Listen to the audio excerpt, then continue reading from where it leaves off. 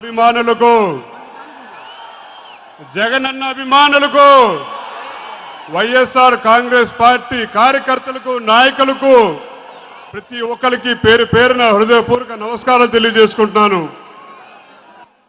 ఈనాడు మన అభ్యర్థిగా శిల్పా గారు నుంచోబెట్టడం జరిగింది। ముఖ్య అతిథిగా ప్రజా సమస్యల మీద పోరాడే ప్రతినిధిగా మన ప్రజా ప్రతినిధిగా వైఎస్ జగన్మోహన్ రెడ్డి గారు మన నంద్యాల ఊరు రావడం జరిగింది। ఇవాళ జనం చూస్తుంటే ఒకటే కనిపిస్తుంది, రాబోయే రోజుల్లో ఎక్కడికి వెళ్ళినా సరే ఒకటే గుర్తు, fan fan fan fan fan fan fan అని చెప్పని చంద్రబాబు ఒక పక్కన చూస్తుంటే ఎక్కడికక్కడ డబ్బులు ఇచ్చుకుంటూ మీరు జగన్ సభకు వెళ్ళటానికి వీల్లేదు, వైఎస్ఆర్ కాంగ్రెస్ పార్టీ సభకు వెళ్ళటానికి వీల్లేదు అని చెప్పని డబ్బులు పంచి పెడుతూ జనాల్ని ప్రేరణ పెడదామని చూస్తున్నాడు। కానీ రాజశేఖర రెడ్డి గారి మీద ఉన్న అభిమానం, ఆయన కుటుంబం మీద ఉన్న అభిమానం ఇవాళ ఎంతమంది, ఇవాళ కొన్ని వేల మంది వచ్చి వైఎస్ఆర్ కాంగ్రెస్ పార్టీ అభ్యర్థి శిల్పా గారిని ఆశీర్వదించారని చెప్పంటే రానున్న రోజుల్లో తప్పకుండా మన వైఎస్ఆర్ కాంగ్రెస్ పార్టీ విజయం కూడా చేకూరుస్తుందని చెప్పని పూర్తి స్థాయిలో నమ్మకం ఉందని చెప్పని కోరుకుంటున్నాను। మేము విజయవాడ నుంచి వచ్చాం, మేము విజయవాడలో చంద్రమ్మ ఊర్లో దరిద్రం కొద్దీ చంద్రబాబు అనే వ్యక్తి ఉంటున్నాడు। అక్కడ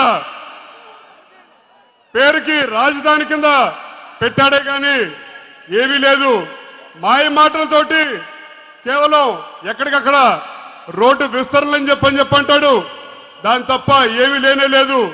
అదే మాయ ఇవాళ నంద్యాల ప్రజలు కూడా చేద్దామని చూస్తున్నాడు। నంద్యాల ప్రజలు అంత పిచ్చి వాళ్ళు ఏం కానే కాదు, చంద్రబాబుకి సరైన బుద్ధి కూడా చెప్తారని చెప్పని కూడా మేమందరూ ఆశిస్తున్నాం। తెలుగుదేశం ప్రభుత్వంలో నా కుటుంబం నేను ఎంతో నష్టపోయాం, ఇవాళ ఆ నష్టంకి ఇవాళ కూడా పూడ్చుకోలేని పరిస్థితిలో ఉన్నాం। నిరాహార దీక్ష చేస్తుంటే నా తండ్రిని 1988లో రంగా గారిని పొట్టలు పెట్టుకుంది తెప్పని మిమ్మల్ని అందరినీ అడుగుతున్నాను। బహుశా భారతదేశ చరిత్రలో ఎక్కడ జరుగుంటుంది ఇలాంటి సంఘటన అది। ఇవాళ రిజర్వేషన్లు అని చెప్పంటూ నువ్వు చేయగలితే చేయగలుగుతానని చెప్పను, లేదంటే చేతగాని దద్దమలాగా ఇంట్లో కూర్చోమని చెప్పని కూడా చంద్రబాబుని మేము కోరుకుంటూ ఉన్నాం।